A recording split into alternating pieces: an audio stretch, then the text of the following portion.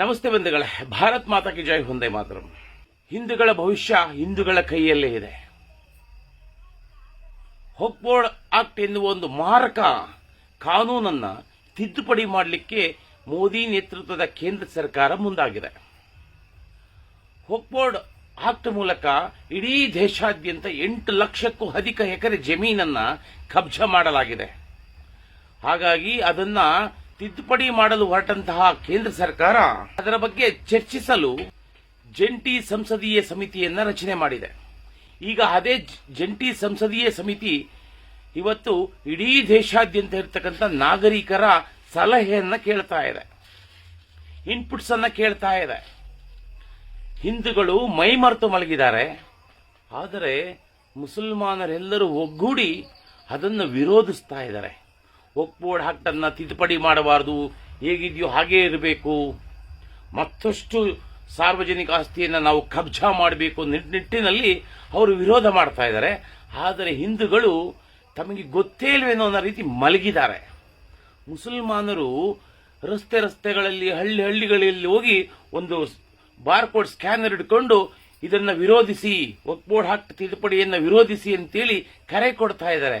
ಅಲ್ಲಾಹು ಅಕ್ಬರ್, ಅಲ್ಲಾಹು ಅಕ್ಬರ್, ಅಲ್ಲಾಹು ಅಕ್ಬರ್, ಅಲ್ಲಾಹು ಅಕ್ಬರ್, ಅಲ್ಲಾಹು ಅಕ್ಬರ್, ಅಲ್ಲಾಹು ಅಕ್ಬರ್, ಅಲ್ಲಾಹು ಅಕ್ಬರ್, ಅಲ್ಲಾಹು ಅಕ್ಬರ್, ಅಲ್ಲಾಹು ಅಕ್ಬರ್, ಅಲ್ಲಾಹು ಅಕ್ಬರ್.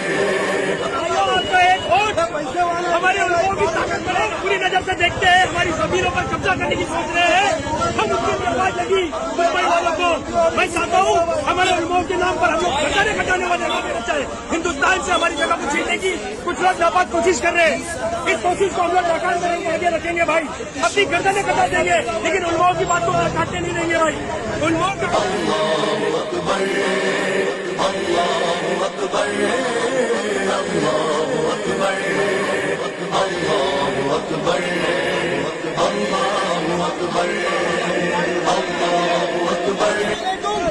भाई, ये जो हमारी वक्फ की प्रॉपर्टी है वो किसी के बाप की जागीर नहीं है. वो हमारे मुसलमान के बुजुर्गों ने अपनी उम्मत के लिए, अपने मुसलमानों के लिए वक्फ की है. उस पर सरकार की बंदी न करे. तो उस चीज की हिफाजत के लिए उनके खिलाफ हर एक मुसलमान को आगे आना होगा और अपनी राय को पेश करनी होगी. ये जमीन किसी के बाप की जागीर नहीं है. ये जमीन सिर्फ और सिर्फ मुसलमानों की वक्फ की गई. मुसलमानों के बुजुर्ग के जरिए आप उससे उलमा की ताकत बनिए और अपना QR स्कैन करके अपना राय दीजिए. ಹಿಂದೂಗಳು ಏನ್ ಮಾಡ್ತಾ ಇದ್ದಾರೆ, ರೀಲ್ಸ್ ನೋಡ್ಕೊಂಡು ಮನರಂಜನೆ ಮಾಡ್ತಾ ಇದ್ದಾರೆ. ಈಗಲೂ ಕಾಲ ಮಿಂಚಿಲ್ಲ. ಈ ಒಂದು ವಿಡಿಯೋ ಮೇಲೆ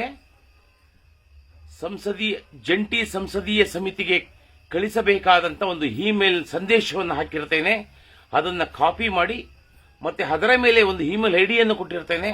ಆ ಒಂದು ಇಮೇಲ್ ಐಡಿಗೆ ಆ ಒಂದು ಸಂದೇಶವನ್ನು ರವಾನೆ ಮಾಡಿ, ನಾವು ಬದುಕಿದ್ದೇವೆ, ನಮ್ಮ ಮಕ್ಕಳ ಭವಿಷ್ಯಕ್ಕೋಸ್ಕರನ ಈ ವಕ್ಫ್ ಆಕ್ಟ್ ಅನ್ನ ರದ್ದುಪಡಿಸಿ ಅಂತೇಳಿ ಸಂದೇಶವನ್ನು ಕೇಂದ್ರ ಸರ್ಕಾರಕ್ಕೆ ತಕ್ಷಣ ಕಳಿಸಿ. ಜಂಟಿ ಸಂಸದೀಯ ಸಮಿತಿಗೆ ಈ ಒಂದು ಸಂದೇಶವನ್ನು ತಕ್ಷಣ ಕಳಿಸಿ.